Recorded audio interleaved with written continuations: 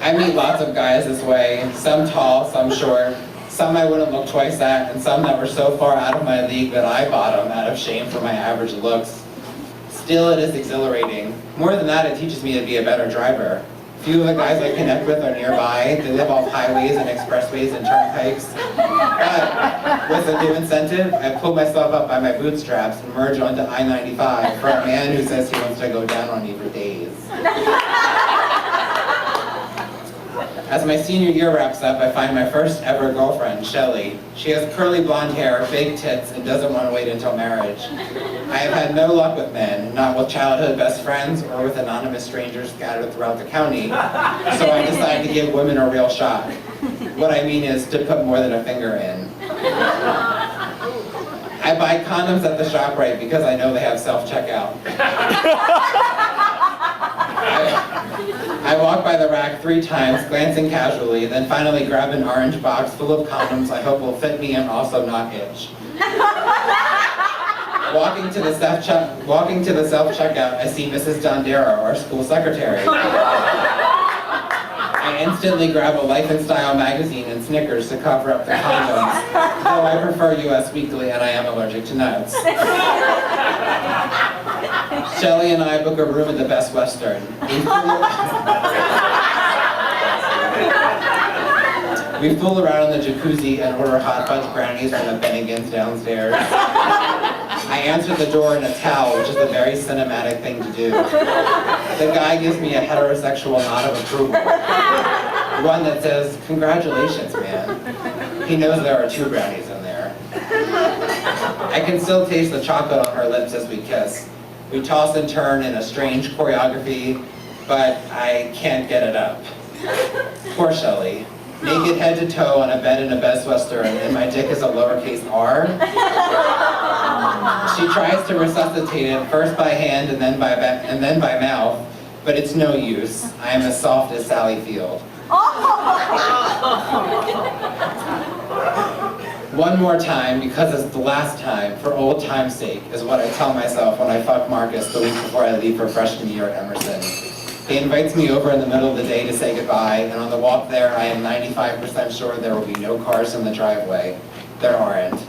I knock on the door for the first time in a year, but this time is different. Marcus opens the door, lets me in, and slams me against the wall and kisses me.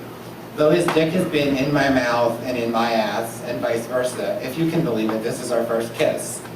Is this the moment where I've lost it all, every last bit? Your guess is as good as mine.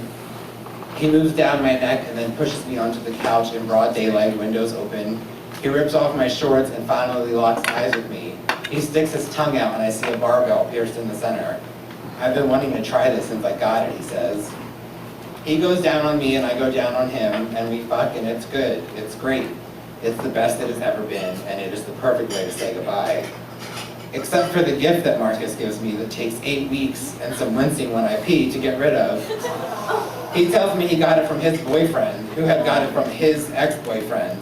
The tendency is to think, you asshole. But all I can think to say is, was this about a boyfriend? I went through various lovers in my first year of college. There was Ethan, a stage 5 cleaner from Kansas, who liked my cum far too much to be normal. Greg from Vermont, who had the personality of a food scale but did great and thorough work. Brian, who interested me because I was certain he was packing some serious heat. Jose, a musician from Alston, and doesn't that say it all? Chris, who was uncircumcised and also had a coke habit. Even Liz, a lesbian, who drew the line at third base.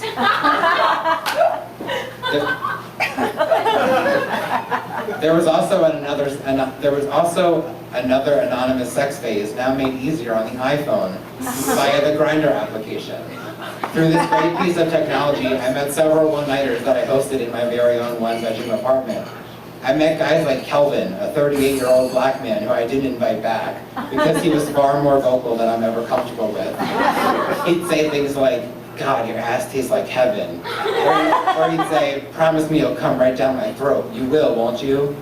He's turned me on about as much as the Israeli-Palestinian conflict. Then there was Caleb, who emailed me very aggressively with grand ideas as to where I should put my dick, but confessed to never having even been with a man when he got to my apartment. After we fucked, he looked like that dog in Are You My Mother? Completely lost. I even accepted the offer of Jeff, a 53-year-old journalist. He asked if I was into father-son roleplay. I told him that I was a playwright.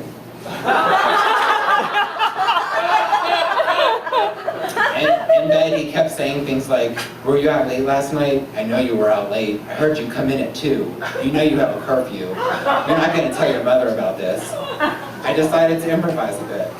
"No, she's hardly home anyway. She doesn't deserve you."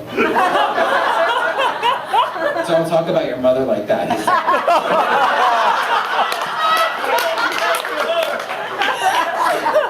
Slapping my ass. "She's in the next room."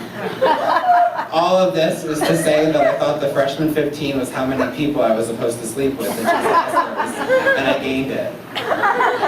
Yet, none of it felt right, and none of it feels right still. When I tell this to my therapist, who looks like Meryl Streep, she asks me how I want it to feel. I tell her I want to go back to when none of it was allowed. I want to be sneaking around, and I want the awkward silences. I want to be on my back, counting to 40, looking at the rings of Saturn on Marcus's ceiling. I want Marcus, years ago, tiptoeing down the hallway of Block 23, shaking his head, saying, "Yes, the coast is clear. What do you want to do?" I want all those years back, each and every one. Thank you so much.